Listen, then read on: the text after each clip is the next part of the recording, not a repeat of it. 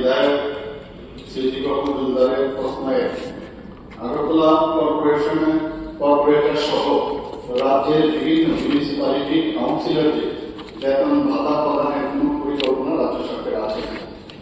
উত্তর হচ্ছে আগরতলা কর্পোরেটর সহ রাজ্যের বিভিন্ন মিউনিসিপ্যালিটি কাউন্সিলরদের সামাজিক ভাতা বৃদ্ধি বা প্রদানের বিষয়ে সরকার পরিকল্পনা করছে।